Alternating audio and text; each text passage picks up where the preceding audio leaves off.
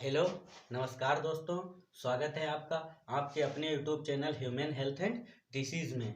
अगर आप एक मेडिकल स्टूडेंट हैं या आप एक एलोपैथ के प्रैक्टिशनर हैं तो ये वीडियो ही क्या, ये चैनल आपके लिए बहुत ही उपयोगी होने वाला है, क्योंकि यहाँ पर हम मानव के समस्त रोगों के बारे में सूचीबद्ध तरीके से जानकारी लाते रहते हैं। यहाँ पर हम सीखते हैं किसी भी रोग, उसके कारण, उसके लक्षण, उसकी पहचान और उसका एलोपैथिक इलाज क्या है, इसके बारे में जानकारी लाते रहते हैं। इसलिए आप हमसे जुड़े रहने के लिए चैनल को सब्सक्राइब करें, वीडियो को लाइक करें, वीडियो देखने के बाद कमेंट करके बताएं वीडियो कैसी लगी। धन्यवाद। चलिए शुरू करते हैं आज का टॉपिक।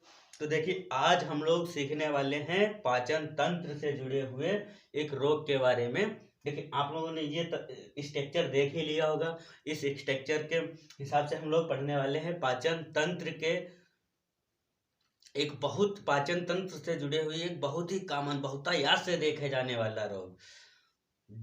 वाला रोग उसके बारे में पढ़ने वाले हैं। वो कौन सा रोग है? जिसके कहते हैं बवासीर। ये आज की डेट में बहुतायात से देखा जाने वाला रोग है, जिसे कहते हैं बवासीर।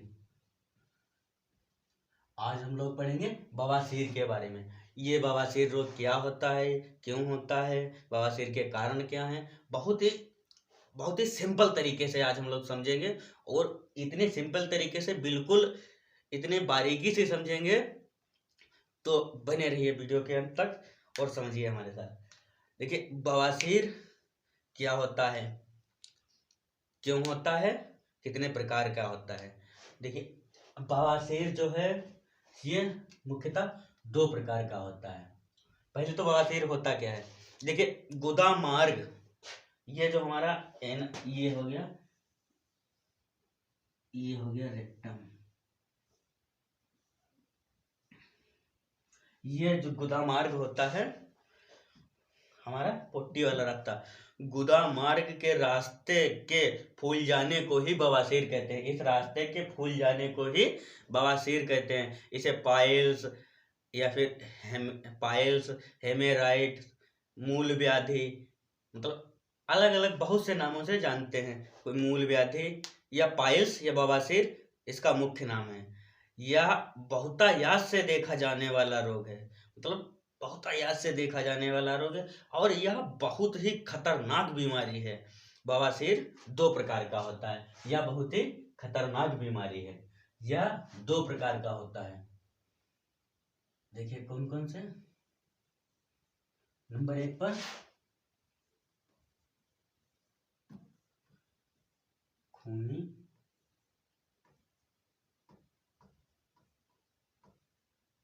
खूनी बवासीर।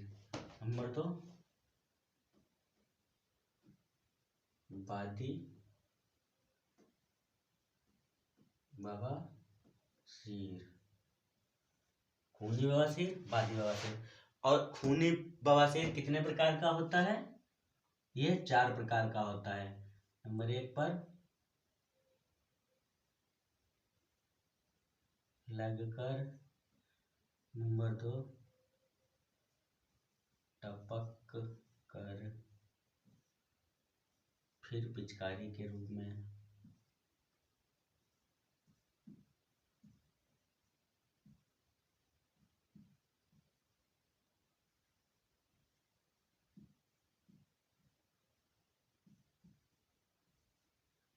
नंबर 4 पर मस्से।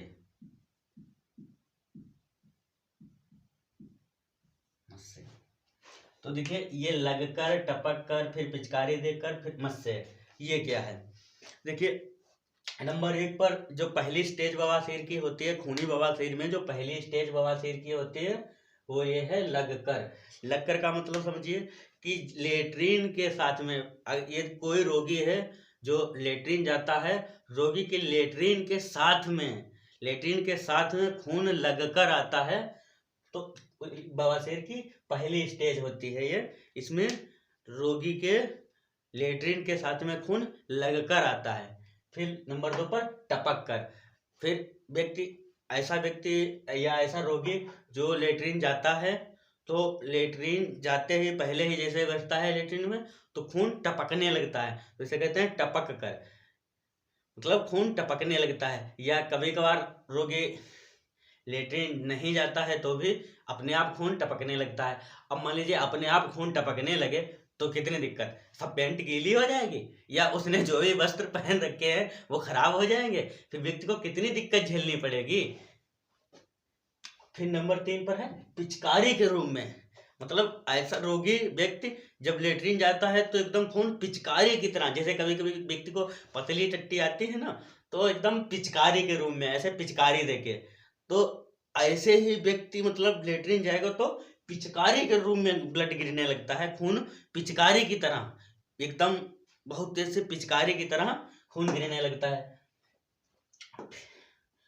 अब ऐसे तो उसके शरीर का अनायास खून बहेगा, कितनी व्यक्ति को तकलीफ होगी, बहुत जल्दी व्यक्ति कमजोर हो जाएगा, बहुत जल्दी, क्योंकि भाई सुबह शाम व्यक्ति जाएगा उसका ब्लड पिचकारी के रूप में गिरने लगेगा, ये कितनी बड़ी दिक्कत हो जाएगी। फिर मस्से के रूप में, मस्से क्या होते हैं, मतलब ये हमारा 40 वाला रास्ता होता है, इसमें यहाँ पर मस्से हो जाते हैं, ये बाई चांस मस्से मतलब बाल, बाल रुकावट ब्रेकर, मस्से मतलब ब्रेकर। अब यहाँ से 40 निकल रही है, बीच में बन गए ब्रेकर। अच्छा समझिए, यहाँ पर ये हमारा 40 वाला रास्ता है और ये मस्से मतलब बीच में इसे ब्रेकर बन गए, ऐसे ब्रेकर। अब इधर से लेटरिन आ रही है, अब ये यहाँ पर टकराएगी इस वाले मस्से से टकराएगी, और भाई भाई आप तो जोर लगाएंगे लेटरिन के लिए, और यहाँ से पार भी हो गया तो ये इस वाले मस्से पर ये यहाँ पर टकराएगी। अब कोई व्यक्ति है जिसके ये मस्से हैं, मतलब बाल उसके फूल गए हैं, अब वो तो भाई व्यक्ति है, वो तो आपको लेटरिन होगी ना, आप तो जोर लगाएंगे, भगवान हो जाए हो जाए, खूब कस के जोर लगाओगे, और कस के जब जोर लगाओगे तो ये क्या होगा, मस्सों पर दबाव पड़ेगा, भाई पूरा प्रेशर किस पर पड़ेगा, ये दाब किस पर लगेगा, पूरा दाब इन बाल ये ब्रेकरों पर लगेगा, इन मस्सों पर लगेगा। और हमने बताया ये 40 वाला जो हमारा रास्ता होता है ये बहुत ही लचीला, पहली बात हमारे पूरे आंत की संरचना बहुत ही लचीली मुलायम होती है, हमारे आंत की संरचना बहुत ही लचीली मुलायम होती है। तो अब ये आंत की जो संरचना लचीली और मुलायम होती है, मतलब रबड़ जैसी बढ़ने वाली कोई चीज, मतलब बहुत ही लचीली, ऐसे खींचो तो बढ़ जाएगी, ऐसी संरचना होती है।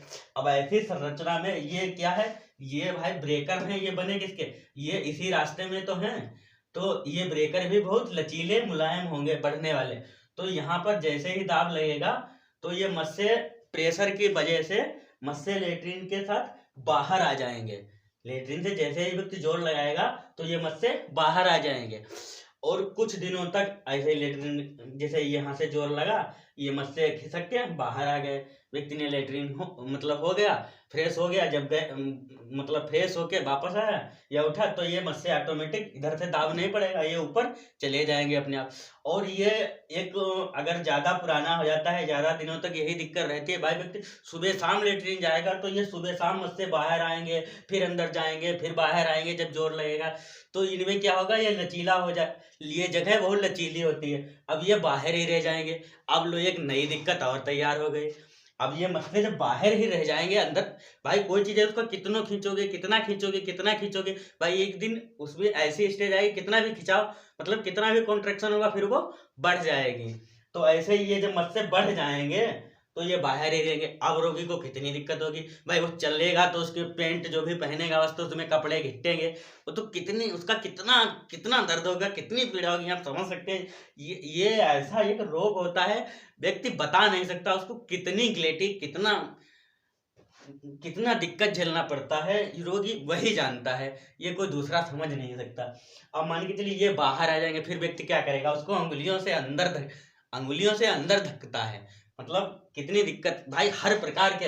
अभी मान लीजिए टपक के आ रहा है तब भी दिक्कत, कितनी दिक्कत। अब मान लीजिए उसकी कहीं जा रहा है, कहीं अचानक कहीं कहीं कहीं बाहर जा रहा है कहीं भी, और उसको अचानक ब्लड टपकने लगे, पेंट गीली हो जाए, 4 लोगों में खड़ा, उसको कितनी गिल्टी फील होगी। ये इतना खतरनाक रोग है, मतलब ये जिसको है वही जानता है, कोई दूसरा जान नहीं सकता, इतना खतरनाक है। तो हम लोगों ने समझ लिया कि खूनी बवासीर के बारे में। अब समझते हैं बादी बवासीर के बारे में। ये बादी बवासीर क्या होता है? देखिए, वैसे तो खूनी बवासीर जो होता है उसमें दर्द नहीं होता है किसी प्रकार का, मतलब लेटरिन जाता है तभी दर्द होता है, बाकी कोई ज्यादा मतलब इतना ज्यादा दर्द नहीं होता। लेकिन बादी जो बवासीर होता है उसमें बहुत ज्यादा ही दर्द होता है।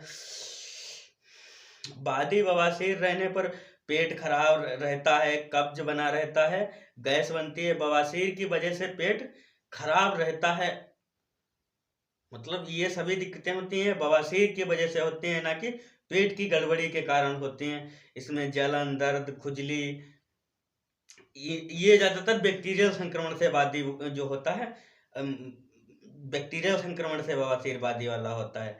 इकट्ठी डकारें, खून बहुत गिरेगा, ये कड़ी हो जाएंगी, ठीक।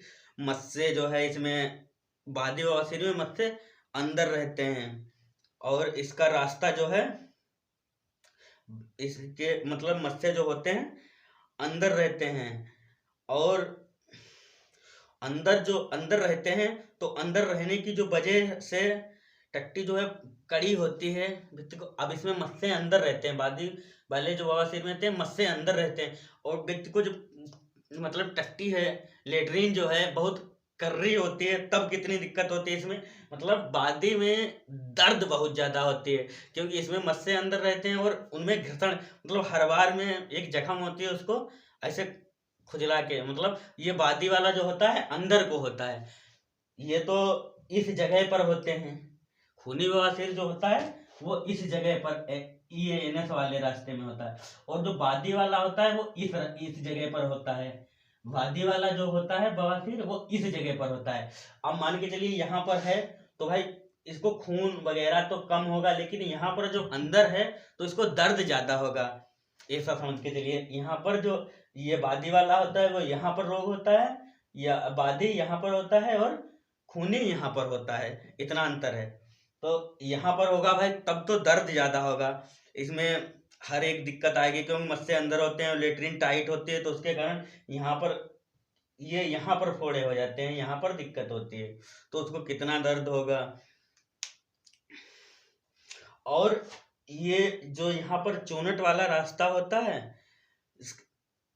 यहाँ पर जो चूनट वाला रास्ता होता है ये यहाँ से जुड़ा रहता है, और कई बार जैसे व्यक्ति यहाँ पर दिक्कत है, ये चूनट वाला रास्ता है, जब व्यक्ति जोर लगा के करता है तो ये चूनट वाला रास्ता ही जो है फट जाता है, इसे फिसर कहते हैं, इसे फिसर कहते हैं।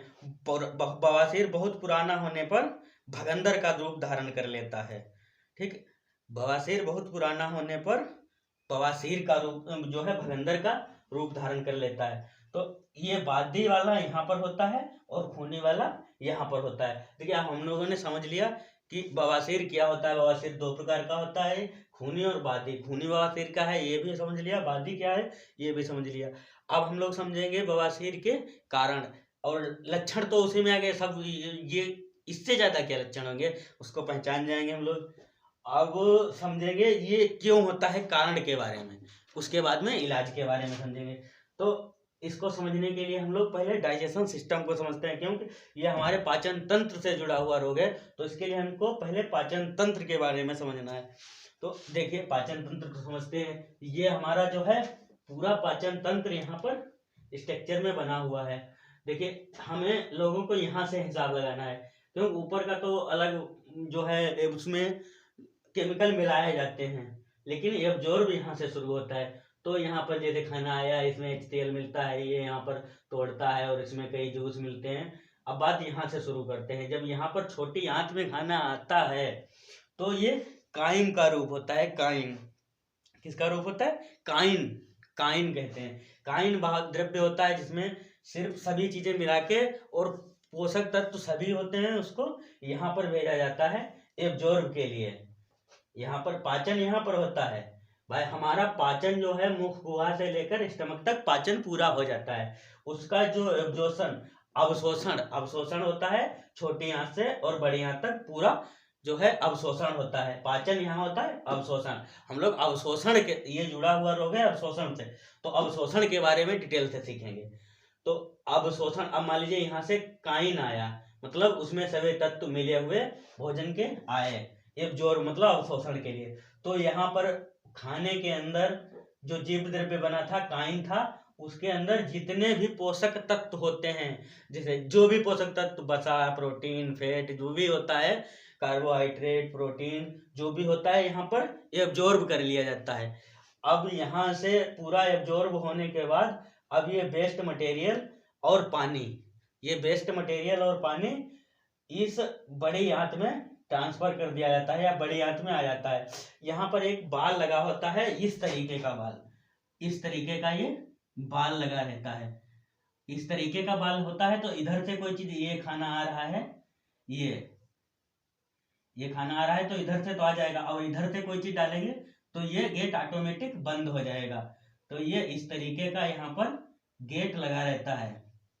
इसको, इस बाल को सिक्कम बाल कहते हैं, सिक्कम बाल। तो ये सिक्कम बाल के रास्ते जब ये हमारे जो है बड़ी आंत में खाना आता है, तो सिक्कम बाल में, तो यहाँ पर अब यहाँ से जो काइन आया, पोषक तत्व सारे जो है, सभी पोषक तत्व का अवशोषण हमारी छोटी आंत ने कर लिया। अब ये वेस्ट मटेरियल और पानी यहाँ सिक्कम बाल में आता है या बड़ी आंत में आता है।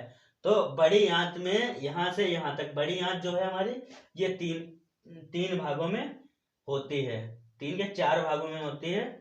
ये यहाँ से लेकर यहाँ तक ये लगभग 1.5 मीटर से 1.8 मीटर तक लंबी होती है, मतलब 1.5 मीटर के लगभग में ये होती है। तो यहाँ इसके 3 हिस्से होते हैं। देखा, पहला ये 3 कॉलन में बनी होती है, 1 2 3। तो देखिए, इसको असेंडिंग कॉलन, इसको ट्रांसवर्स कॉलन जो है, ट्रांसवर्स कॉलन, इसको डिसेंडिंग कॉलन कहते हैं। तो हमारा जो है असेंडिंग कॉलन में जो है जल का अवशोषण कर लिया जाता है। अब यहाँ से जो वेस्ट मटेरियल आया था, उसके पोषक तत्व सभी, खाने से के पोषक तत्व सभी यहाँ से निकाल लिए गए थे। अब वेस्ट मटेरियल और पानी हमारी बड़ी आंत को भेज दिया गया, और बड़ी आंत को भेज देने के बाद में यहाँ से बड़ी आंत ने क्या किया, पानी निकाल लिया। और पानी निकालने के बाद में यहाँ पर जब पानी निकल जाएगा सब, तो भाई क्या होगा, हमारा वेस्ट मटेरियल ही बचेगा, मतलब सारा वेस्ट मटेरियल, उसके अंदर कोई तत्व नहीं है, तो वो क्या होगा, एक कूड़ा बचता है, वेस्ट मटेरियल अर्थात कूड़ा। अब हमारे शरीर को पता है कि भाई कहीं पर अब ये यहाँ से जाके हमारे रेक्टम में इकट्ठा होना है, तो अब हमारे शरीर को पता है कि ये वेस्ट मटेरियल, ये कूड़ा कहीं पर अगर इकट्ठा रहेगा तो वहां पर सड़ने लगेगा, और हमारे शरीर में रहेगा तो हमारे शरीर में सड़ने लगेगा, तो हमें कितनी दिक्कत आ जाएगी। तो इसलिए ये शरीर खुद, हमने पहले पार्ट में बताया था आपको, जब पाचन तंत्र के बारे में बताया था, तो उसमें बताया था कि हमारा शरीर जो है केमिकल फैक्ट्री है, एक ऐसी संरचना है, क्योंकि ये बहुत ही अलग तरीके से, मतलब इसकी दुनिया के अंदर जितनी फैक्ट्रियां जो भी कुछ है, बहुत ही ये इलेक्ट्रॉनिक सिस्टम से, मतलब बहुत ही सिस्टम से ये बना है। भगवान पता नहीं कितना होशियार था, कौन सी यूनिवर्सिटी में पढ़ा था, इतना हिसाब से बनाया है जिसका आज तक भी कोई पता नहीं लगा पाया। वैज्ञानिक भी आज भी पूरा इसके शरीर के बारे में सर्च नहीं कर पाए कि क्या है। अब बताइए, इसको पता था कि ये वेस्ट मटेरियल जब कहीं पर जाएगा तो ये सड़ने लगेगा, तो इसके लिए उसने यहाँ पर बड़ी आंत में पानी को निकाल लिया, और यहाँ पर 2 दूसरे तत्व मिला दिए, बिलिरुबिन और म्यूकस, 2 केमिकल दूसरे मिला दिए, बिलिरुबिन और म्यूकस।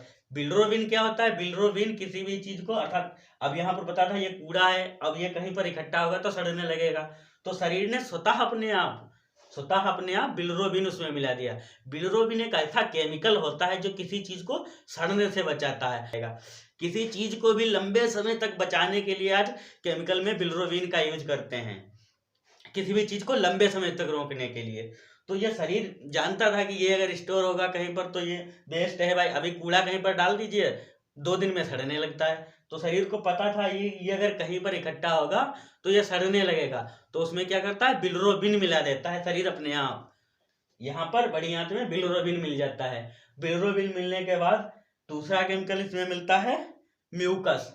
म्यूकस क्या होता है, म्यूकस एक चिपचिपा पदार्थ हो, ताकि ये आगे को खिसकने में आसानी रहे और बाहर निकल जाए। मल जो है हमारा, यहाँ से भाई सब कुछ निकाल लिया गया, मल ही तो बचा, और बिलिरुबिन इसमें मिला दिया गया ताकि ये सड़े ना। बिलिरुबिन के कारण ही हमारा जो है पोटी या लेटरिन जो है पीला होता है, बिलिरुबिन के कारण ही लेट्रिन पीला होता है। अब म्यूकस मिला दिया गया, ये फिर से चिकना हो जाएगा। चिकना होने के बाद यहाँ पर आके भोजन, ये यहाँ से पानी निकाल लिया गया, ये कठोर हो गया, फिर यहाँ पर बिलिरुबिन मिला दिया जाएगा, तो ये खाना जो है एकदम सॉफ्ट पतला हो जाएगा, और इसमें जो है म्यूकस मिला दिया जाएगा, चिकना हो जाएगा। चिकना होके यहाँ पर इकट्ठा होगा, यहाँ पर भोजन जो है सब इकट्ठा हो जाएगा। वेस्ट मटेरियल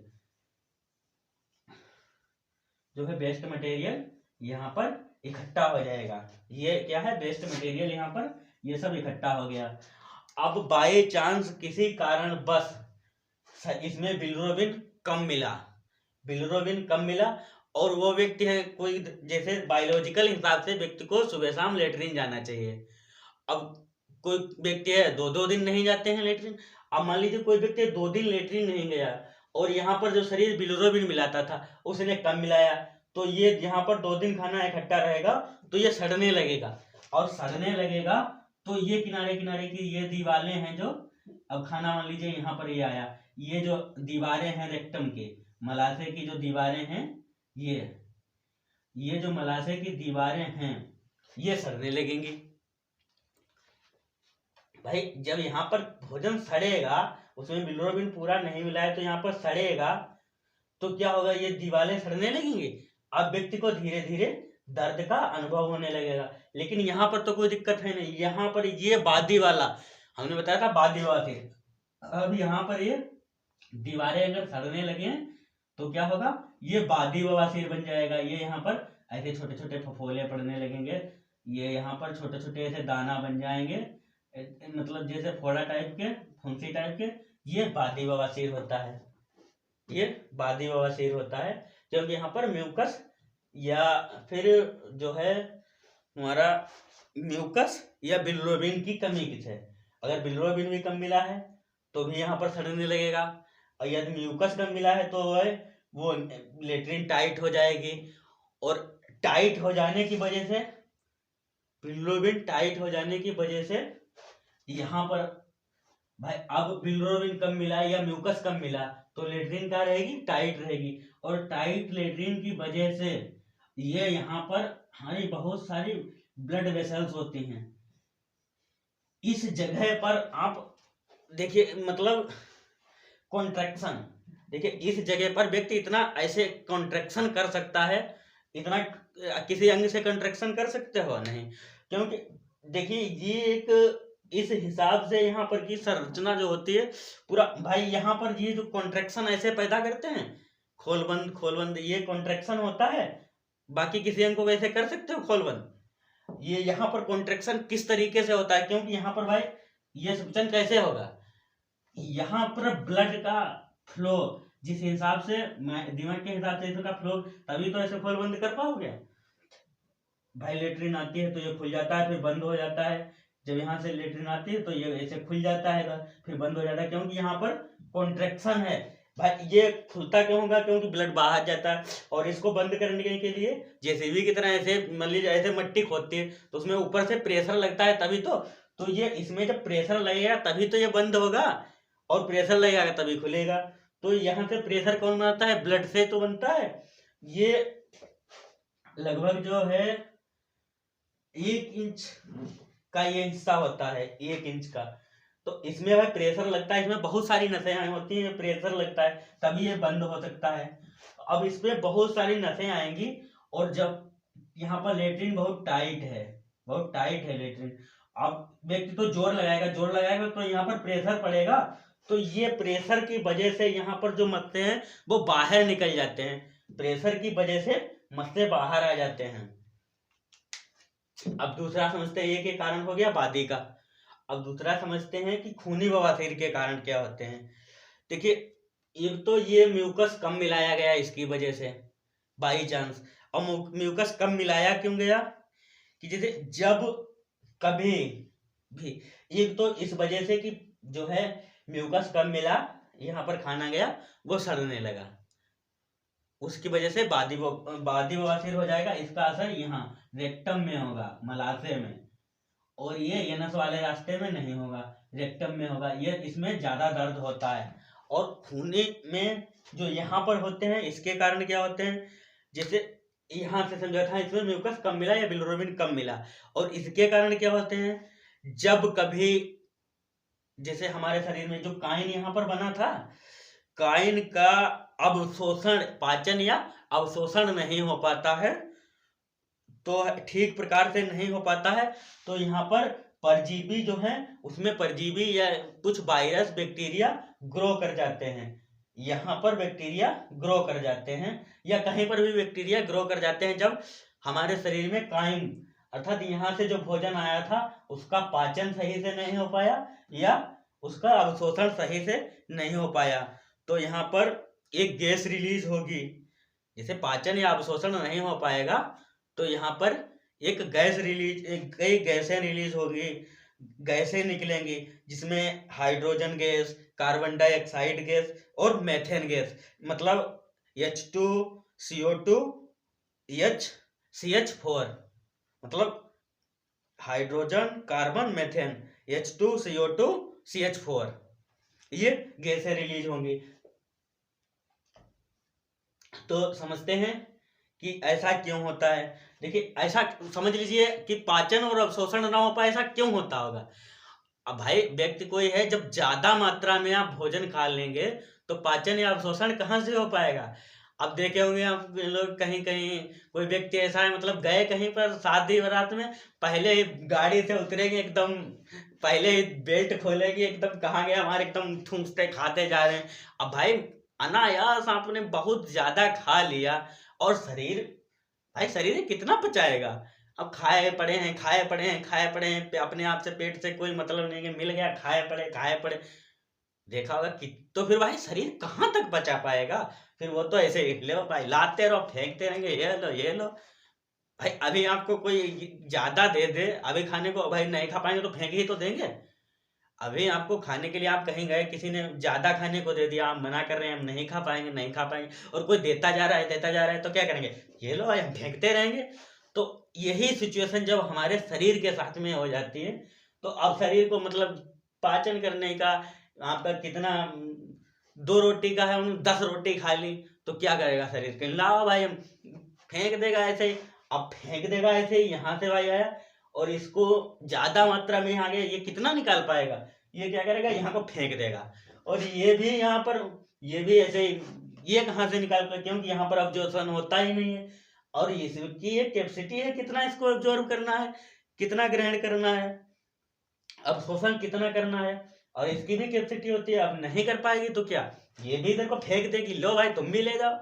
अब इसने यहाँ पर फेंक दिया, यहाँ पर, ये आके यहाँ पर इकट्ठा हो गया। अब इसमें भाई बिलिरुबिन कितना मिलेगा, भाई सब चीजें कम, क्योंकि भाई उसको जितना पचाना चाहिए उतना आपने ज्यादा खा लिया, तो भाई वो तो यहाँ पर आएगा, इकट्ठा होगा, और यहाँ पर जब इकट्ठा होगा तो उसमें बैक्टीरिया ग्रो करेंगे। बैक्टीरिया तो बैठा है, कोई आए, कहीं लो आ गया, मिल गया।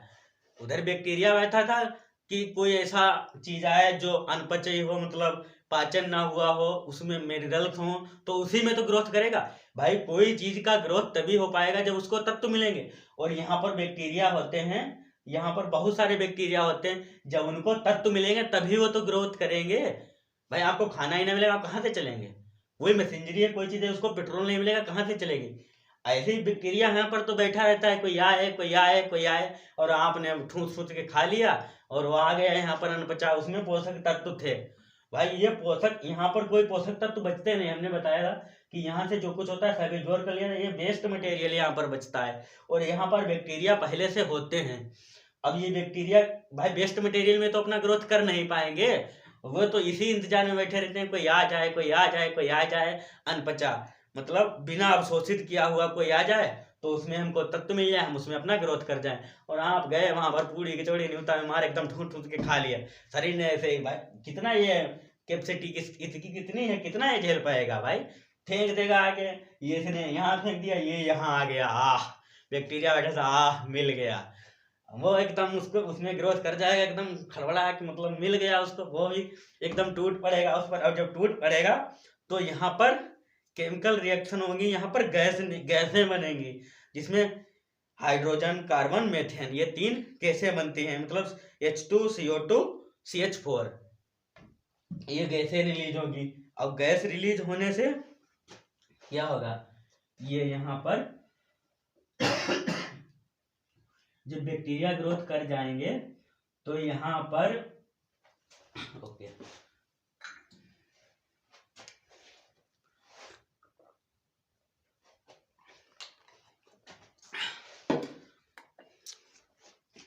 जब बैक्टीरिया ग्रोथ कर जाएंगे तो यहाँ पर क्या होगा भाई, लेट्रिन जब यहाँ पर खाना आया था जो उनको बैक्टीरिया ने ग्रोथ किया तो ये क्या होगा, लेट्रिन सूखा यहाँ पर हो जाएगा, लेट्रिन सूख जाएगा। अब आप जोर लगाएंगे, यहाँ से प्रेशर लगेगा तो ये यहाँ पर बैक्टीरिया यहाँ पर जब ग्रोथ करेंगे तो यहाँ पर जो है सभी दिक्कतें आएंगी।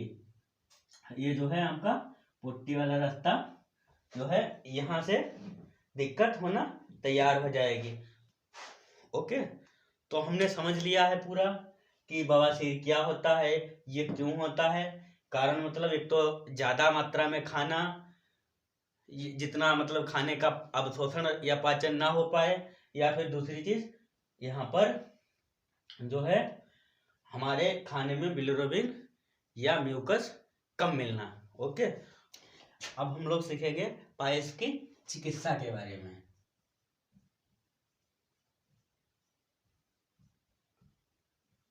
चिकित्सा के बारे में तो देखिए, हमें हर एक प्रकार से रोगी को जो है पेट में कब्ज नहीं रहने देनी है, क्योंकि ये कब्ज के कारण ही मतलब इसके कारण कब्ज ही रहती है। तो सबसे पहले हमें कब्ज का उसकी लेटरिन जो है सही तरीके से हो, तो भाई इसके लिए कब्ज को दूर करना पड़ेगा। तो कब्ज को दूर करने के लिए सबसे पहले हम रोगी को जो है इसमें जो है इलाज में दवाइयों की औषधियों की अपेक्षा जो है परहेज ज्यादा अधिक जो है परहेज जो है अधिक फायदा करता है, परहेज अधिक लाभकर सिद्ध होता है। तो इसमें सबसे पहले रोगी को कब्ज ना रहने दें। इसके लिए आप भोजन के साथ में जो है फाइबर अर्थात सलाद, जिसे कच्ची प्याज, गाजर, मूली, टमाटर या रेशेदार भोज्य पदार्थ अधिक दें। इसके बाद में जो है कब्ज नाशक है, जिसे कब्ज जिसे ना रहे, इसमें आप सौंधी हर्र दे सकते हैं, छोटी हर्र। इसके अलावा दूध में आप मुनिक्का जो है मुनिक्का भिगो के दे सकते हैं। इसके अलावा ईसोगोल की जो भूसी आती है, इन सब का प्रयोग कर सकते हैं। इसके लिए जो है मतलब कब्ज ना रहे, इन सब के लिए ये सब कर सकते हैं। मुनिक्का दूध में भिगो के मतलब दूध सहित खवा सकते हैं, मतलब उसको पिला दें खिला दें। उसके अलावा आप ईसोघोल जो होता है उसकी भूसी आती है वो भी दे सकते हैं। इसके अलावा रोगी को जो है दूसरा जो इलाज करना है, सबसे पहले ये परहेज करना है, ठीक। इसमें जो है प्याज सलाद की मात्रा बढ़ाएं और कब्ज ना रहने दें। इसके लिए आप हर छोटी हर आती है वो दे सकते हैं, या दूध में मुनिक्का भिगा के और दूध पहले मुनिक्का खा ले, उसमें दूध पी ले। उसके बाद में ईसव घोल होता है, ईसव घोल की भूसी आती है वो दे सकते हैं। और दूसरे जो ट्रीटमेंट करना है आपको, वो एक टब ले लें। टब के अंदर गर्म पानी भर लें। गर्म पानी में एक आता है पोटेशियम परमैंगनेट, पोटेशियम परमैंगनेट की एक डिब्बी आती है, पोटेशियम परमैंगनेट। वो डिब्बी से थोड़ा पोटेशियम परमैंगनेट डाल लें और थोड़ी फिटकरी डाल लें, और उसमें बैठ के गर्म पानी में टब में बैठ के 10 मिनट या 5 मिनट ऐसे खोल बंद खोल बंद खोल बंद एक्सरसाइज कर सकते हैं। इससे जो है बहुत ही ज़्यादा लाभ मिलता है। अगर ये ना कर पाए तो कोई बात नहीं है, वैसे अगर कर लें तो अधिक फायदा करती है। इसके अलावा जो आप घर पर इलाज कर सकते हैं, परहेज कर सकते हैं और इससे ठीक कर सकते हैं, इसमें है आप 1 गिलास कच्चा गाय का दूध ले लें और एक छोटा नींबू का थोड़ा 2 चम्मच या 3 चम्मच रस निकाल लें और दूध में ऐसे मिलाएं और एकदम पी जाएं। मतलब इस तरीके से आपको मिला के पीना है कि वो दूध जाके पेट में फटे। तो ये कर सकते हैं, इससे जो है आपको बहुत हद तक फायदा होगा।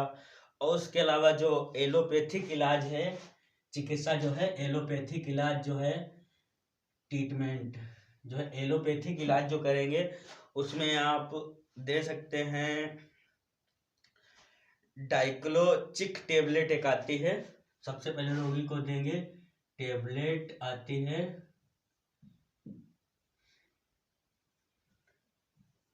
डाइक्लो चेक, डाइक्लो चेक टेबलेट आती है। ये आपकी डाबर कंपनी की होती है। डाइक्लो चेक टेबलेट देंगे। डाइक्लो चेक टेबलेट एक टेबलेट सुबह शाम, डाइक्लो चेक टेबलेट सुबह शाम देंगे। और इसके अलावा एक हिमालय की आती है पाइलेक्स टेबलेट,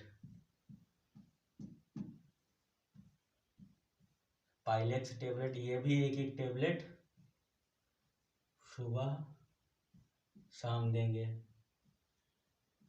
इसके अलावा यदि रोगी को अधिक दर्द होता है तो दर्द के लिए आप कोई टेबलेट दे सकते हैं, जैसे आइबुप्रोपिन, ऑक्सल्जीन या फ्लेक्सानेमार या जो है आपकी कोई डोलोनेक्स वगैरह, जो भी मतलब ऐसी एनाजेसिक और एंट्रा इन्फ्लेमेटरी जो आती हैं ड्रग, एंट्रा इन्फ्लेमेटरी और एनाजेसिक ड्रग, जैसे आपका पेन किलर भी हो और पैरासीटामोल भी हो, उसमें नोबेल प्लस हो गया, इनमें से कोई भी एक पेन किलर टेबलेट दे सकते हैं। जिसे इसमें हम रखते हैं टेबलेट डोलोकाइंड प्लस। मतलब इसमें से मतलब पेन किलर आप कोई भी दे सकते हैं यदि दर्द हो तो, और दर्द ना हो तो नहीं देंगे। ये सुबह शाम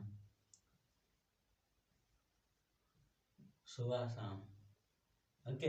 ये दर्द होने पर,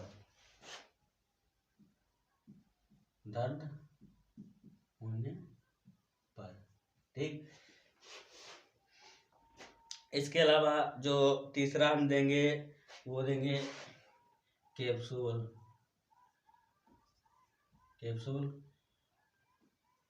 एलमॉक्स 500 mg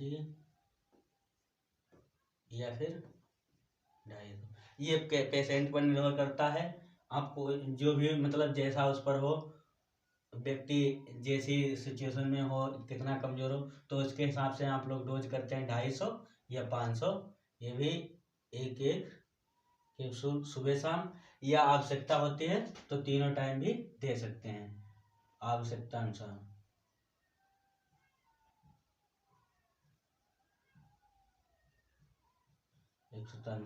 सुबह शाम या फिर तीनों टाइम दे सकते हैं। इसके अलावा आपको टेबलेट देनी है मेट्रोजिल 400 mg, ये सुबह शाम एक टेबलेट सुबह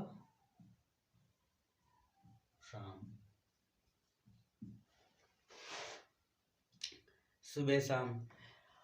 और इसके अलावा आप टेबलेट दे सकते हैं कोट्राइमोक्साजोन की, जैसे कि कोई भी हो, सिप्ट्रान DS या कोई भी DS, आप कोट्राइमोक्साजोन की ओरिप्रीम DS आती है, ओरिप्रीम DS, ये एक टेबलेट दोपहर में या एक सुबह शाम, जैसे आवश्यकता हो दे सकते हैं। और इसके अलावा जो आप देंगे, ये तो हो गया ट्रीटमेंट। इसके अलावा जो आप देंगे, देखिए लेट्रिन जाने से पहले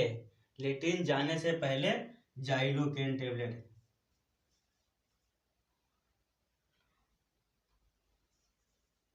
जाइलोकेन ओटमेंट,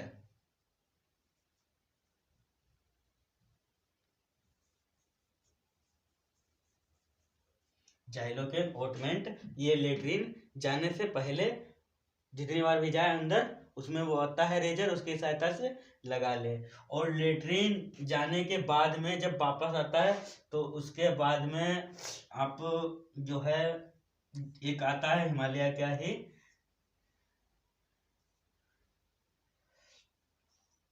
डोलो, ये जो टेबलेट आती है डोलो चेक ओटमेंट, ये सुबह शाम लगाएं। लेट्रिन जाने से पहले चाइलोकेन ऑइंटमेंट लगा लें, ताकि ये एक जो है आपका एनेस्थेसियल, लोकल एनेस्थेसियल ड्रग होता है, ये उस जगह को शून्य कर देगा। इससे जो है व्यक्ति को या रोगी को जो है दर्द का एहसास नहीं होता है। इसके अलावा जो है डोलोचेक ऑइंटमेंट, ये जो है उसके अंदर का जितना भी दिक्कत होगा, अगर सूजन है अंदर, जो भी जितने फोड़े हैं उनमें जो है आराम करता है, उसको ठीक करने में मदद करता है। इसके अलावा आप त्रिफला चूर्ण ले सकते हैं।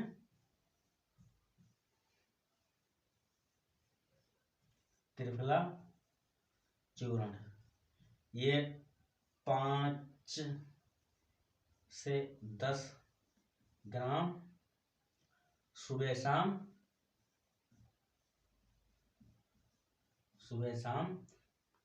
5 से 10 ग्राम सुबह शाम गुनगुने जल के साथ।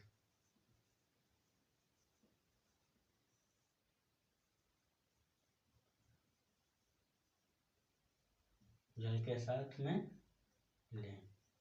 ओके, तो देखिए ये सब ट्रीटमेंट देना है। ये सभी ट्रीटमेंट फायदा तभी करेगा, ये इतना ट्रीटमेंट जो है फायदा तभी करेगा, रोगी को तभी फायदा होगा जब व्यक्ति परहेज करेगा।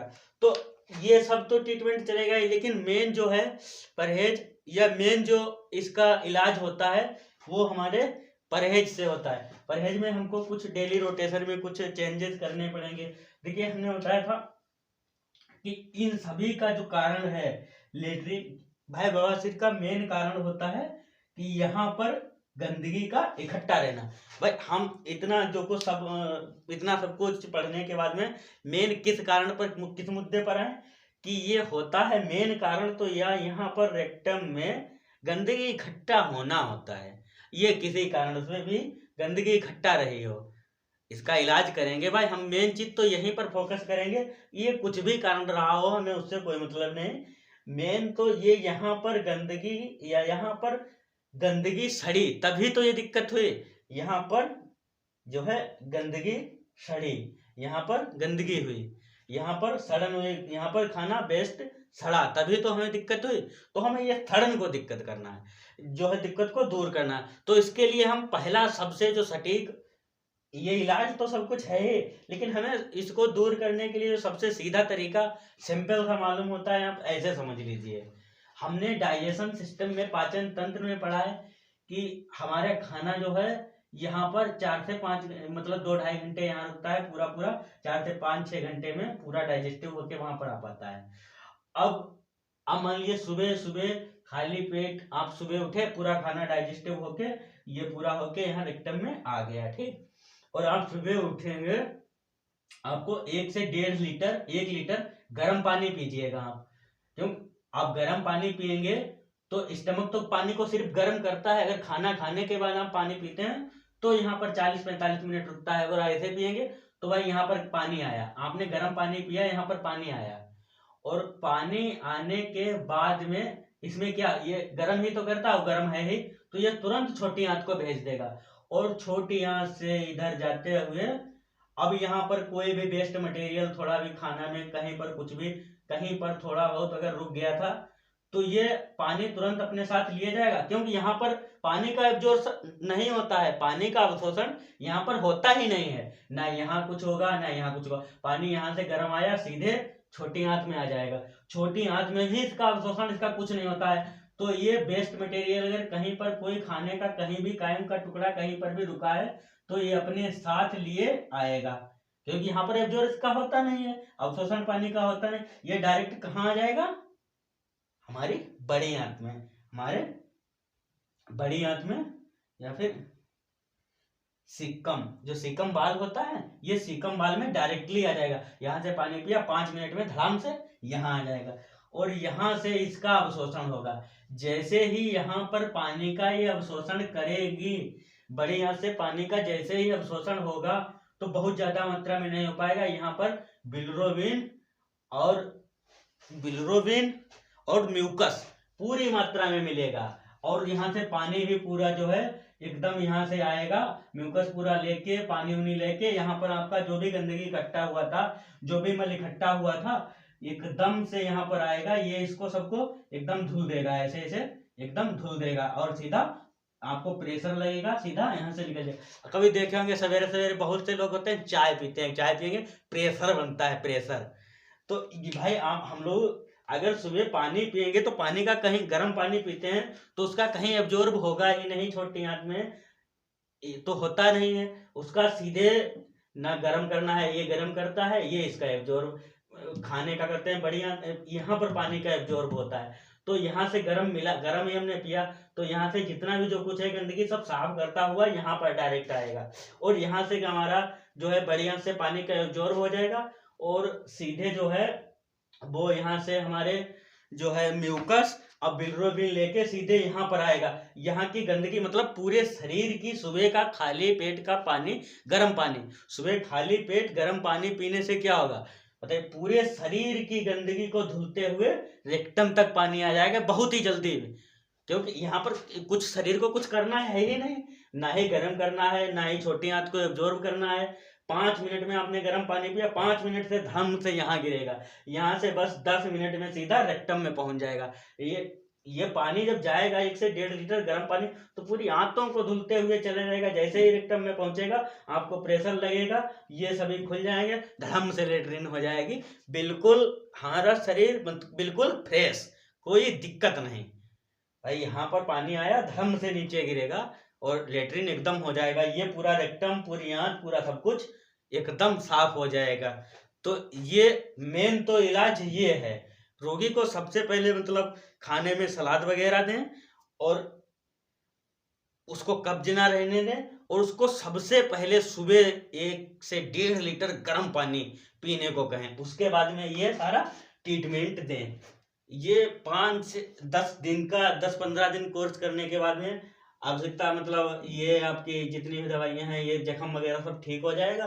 तो ये आप जो है डेक्लोचिक और पाइलेक्स टेबलेट, ये आप 15 दिन तक खिला दें। बाकी ये 1 हफ्ते या 6-7 दिन में रोगी को बिल्कुल आराम मिल जाएगा। लेकिन हाँ, सुबह खाली पेट गर्म पानी पीना जो है रोगी को सबसे ज्यादा यही फायदा करेगा, क्योंकि वह पूरा पेट की सफाई कर देगा। और यहाँ पर गंदगी, मेन तो मुद्दा यहाँ पर गंदगी सड़ने से ही ये दिक्कत आती है, और गंदगी साफ हो जाएगी कोई दिक्कत ही नहीं रहेगा। तो आई होप आज का हमारा पूरा टॉपिक जो है समाप्त होता है। हम लोगों ने बिल्कुल बहुत अच्छे तरीके से समझ लिया बवासीर क्यों होता है, क्या होता है, और इसका सटीक इलाज क्या है, मतलब इसका परहेज ही इलाज है। ये हमने सब कुछ बता दिया है इलाज, क्योंकि ये इतना देना है आपको, क्योंकि भाई अब समस्या है, उसको गर्म पानी पिलाएंगे तो तुरंत थोड़ी ना ठीक हो जाएगा, उसको भाई दर्द की दवाई भी देनी पड़ेगी। इसके लिए जो समस्या है उसके लिए तो इलाज चलाना ही होगा, और बाकी कारण सही हो जाएंगे तो ये ऑटोमेटिक ठीक हो जाएगा। तो चलिए, आज हमारा टॉपिक समाप्त हुआ। मिलते हैं नेक्स्ट वीडियो में, तब तक के लिए बने रहिए हमारे साथ। जय हिंद।